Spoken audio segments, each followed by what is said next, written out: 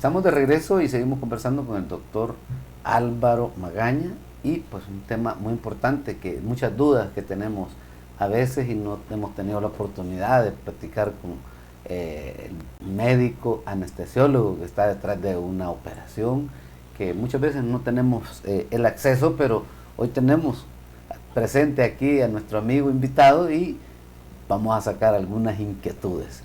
Así que nos comentaba en el segmento anterior que pues es muy importante cuando se va a ver una cirugía que el equipo de médicos o personal profesional que debe estar a la hora de una cirugía, ¿quiénes son?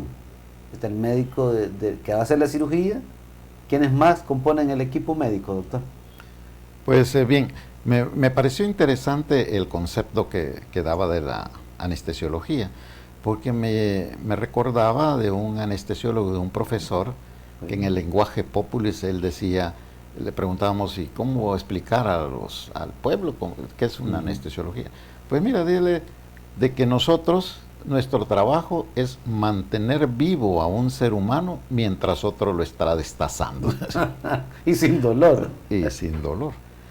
Y lo cierto es de que nosotros conformamos parte de un equipo quirúrgico. Sí. En sala de operaciones es necesario que sepa la población de que en su cirugía va a estar un médico cirujano.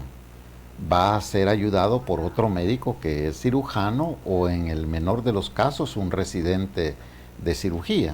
Sí. Van a estar 2 enfermeras. Una enfermera que es la circular, le llamamos nosotros, que esa está en el área no estéril y se encarga de abastecernos de los medicamentos, de las necesidades de la cirugía, y otra enfermera que sí está en el área estéril, esa se llama enfermera instrumentista, esa está pasando los instrumentos al cirujano, y está el médico anestesiólogo que está a la cabecera. Sí. Nosotros recibimos a un paciente y empezamos a aplicarle la anestesia. Si es anestesia general por la vía endovenosa. Ustedes son los primeros en abordar al paciente. Sí. Y le administramos lo que nosotros llamamos inducción anestésica. Sí.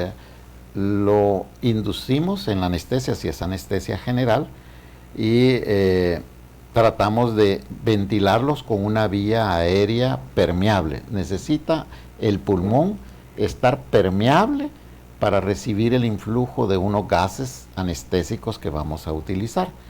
Para eso podemos utilizar una simple cánula o poner un tubo endotraqueal. Y veamos. Esta primera etapa está llena de muchas complicaciones, porque el paciente se ve sometido a la influencia de muchos medicamentos, muy peligrosos. Hay medicamentos que paralizan la respiración inmediatamente. Si nosotros no ventilamos a ese paciente, o sea, no le administramos oxígeno, cae en lo que llamamos hipoxia, que es un acúmulo de dióxido de carbono que llevaría en su defecto, en su peor momento, a matar al enfermo, a que el paciente muriera, y en el mejor de los casos quedaría lesionado de su cerebro. Entonces tenemos que ventilarlo. Además de que el influjo de los anestésicos pone también en riesgo otros sistemas. El sistema cardiovascular, la presión se va para abajo. El pulso se va para arriba o se va para abajo dependiendo de las anomalías que tenga el paciente. Y nuestro deber es mantenerlo estable en ese momento que es crítico. Las mayores complicaciones se dan cuando inicia la anestesia o cuando finaliza. Y entonces es un momento de suma inquietud. Nosotros tenemos parámetros de signos vitales que estamos continuamente viendo para tratar de que el paciente se encuentre en un estado de equilibrio, de estabilidad. Y luego pasamos al momento quirúrgico. Ya el cirujano nos indica si puede empezar él, porque si no está muy dormido va a sentir evidencias de dolor, ¿verdad? Que es moverse y poner en jaque al cirujano en la herida que va a hacer. Entonces le decimos al cirujano, ya puede empezar. Ustedes prácticamente le dan el aval para que empiece. Exactamente. Una vez el cirujano empieza y hace la incisión quirúrgica, el paciente se empieza a desestabilizar, porque es una agresión que está ocurriendo. Y dependiendo de los sitios que él empiece a tocar, empieza a nosotros también a desestabilizar el paciente. Cuando es una herida así, que me contaba usted que hace poco había sido intervenido del abdomen, toca el peritoneo, que es la membrana que cubre todo el abdomen, lo toca e inmediatamente empieza a bajar el pulso. Y ahí nosotros tratamos de encontrar estabilidad también en ese paciente. La presión también se va para abajo, solo tocando eso. Y nuestro deber es mantenerlo así, es mantenerlo estable en un montón de situaciones que se ve comprometido por la cirugía. Es complicado porque también, usted menciona, hay pacientes con presión arterial complicada o alta, hay pacientes que tienen complicaciones del corazón y otras enfermedades crónicas, pero que es necesario que los intervengan. Para ustedes es bastante complicado porque ustedes son los que están de inicio interviniendo al paciente y pues no sé, de ahí se lo pasan al cirujano siempre y cuando lo hayan estabilizado o si está apto también para poderse someter a una operación, ¿verdad? Sí, estamos hablando, yo le he hablado ya en una operación. En una operación normal, con un paciente normal.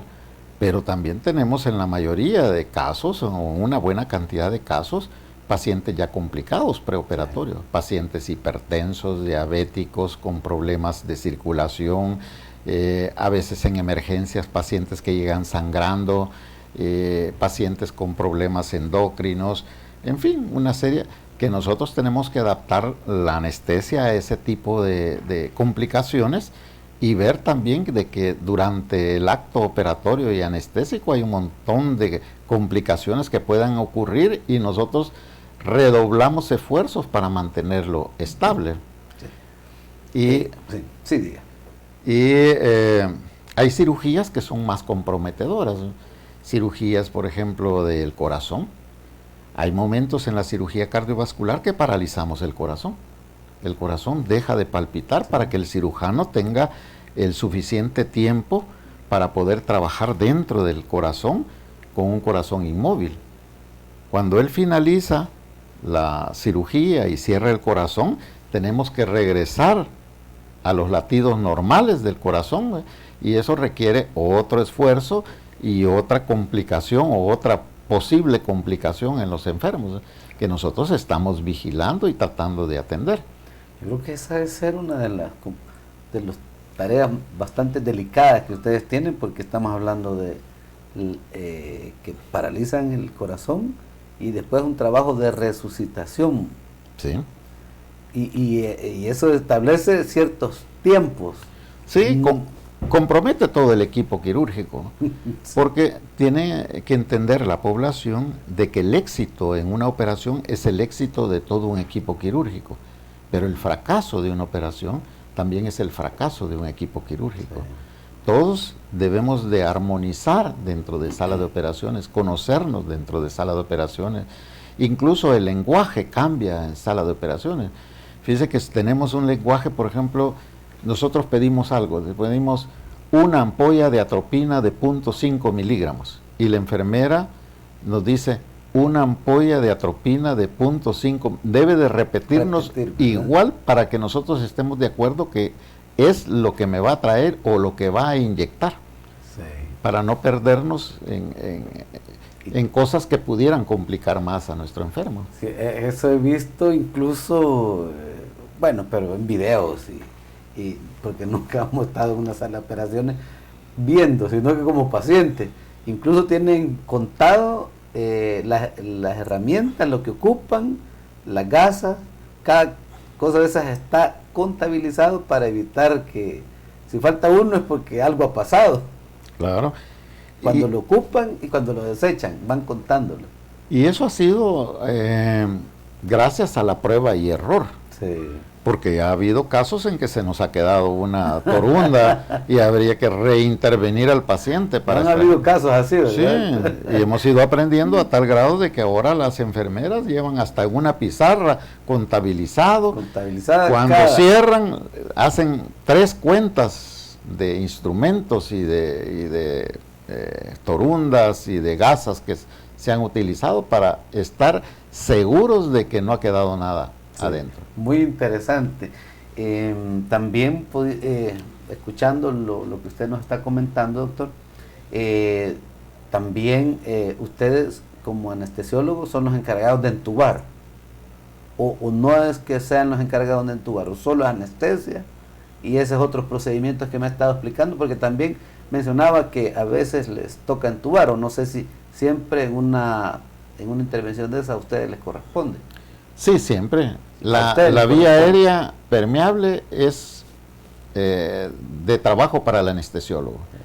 Bueno, lo pregunto porque yo creo que quizás muchos que tal vez hemos sido pacientes o que a veces nos llama la atención este tipo de conversaciones, cualquiera puede pensar que el que va a ir a anestesiar solo mete una inyección y ya estuvo. Sí, sí. Yo creo que mucha gente puede pensar eso. Sí. Ya lo van a dormir con una inyección y ya estuvo. Pero eso no es lo que en realidad pasa en una sala de operación. Sí. Bueno, volviendo al caso de la intubación, hay intubaciones que se hace con paciente despierto. La que usted le practicaron durante su cirugía estaba dormido, no supo del momento en que le introdujeron el tubo por la boca, tal vez un leve recuerdo cuando se lo retiraron, pero hay pacientes, por ejemplo, pacientes muy obesos, en donde uno ya predice de que va a haber complicaciones en la intubación, es mejor intubarlo despierto. Es mejor. Es mejor, porque si falla en la intubación, la segunda intención de intubar es más complicada. Debe de ser a la primera. En la segunda, cuando uno falla en la primera, la segunda debe estar llamando ya ayuda. Que venga otro operador a ayudarle a intubar. Bueno, tomando mi experiencia, yo recuerdo que solo me hablaron y con en el mismo momento que me hablaron me sacaron el tubo, pero no me percaté en ese momento que eso es lo que había sido, sino que hasta que después me quedó un dolorcito en la garganta, pero no fue una situación también difícil. Pero pues son de las situaciones normales que se dan en todas las, bueno, no en todas, depende de las operaciones, como usted dice. Sí, el tubo siempre molesta unas 12, a veces hasta 24 horas. Sí. Es un tubo rígido que se ha ido cambiando. El tubo fue ideado para permeabilizar la vía aérea y la calidad del producto ha ido mejorando. Sí. Se hicieron pruebas en conejos viendo el material que producía menos problema y se quedaron con un material que es el que produce menos problema, pero la presencia de un tubo rígido ahí no deja de molestar después, como una sensación de como que va a venir un catarro. Bueno, también, doctor, dentro de lo que hemos estado conversando, me decía que hay hay diferentes anestesias. ¿Es así? ¿O hay una sola anestesia para todo el mundo? ¿O depende del paciente? ¿O cómo es eso? ¿Cómo funciona? Depende del tipo de cirugía, depende del tipo del paciente. Por ejemplo, en cirugía obstétrica para las cesáreas, es mejor dar una anestesia regional. Nosotros en ese momento estamos trabajando con 2 seres vivos al mismo tiempo. Sí. Nos preocupa la madre, pero también nos preocupa el bebé. El bebé debe nacer despierto. La anestesia general duerme a la madre, pero también duerme al bebé. Y nacer dormido sería complicado para él. Entonces decidimos más por la anestesia de tipo regional, dormir de la cintura hacia abajo. Y la mujer embarazada es la mujer que nosotros prevemos que se puede complicar con mayor facilidad.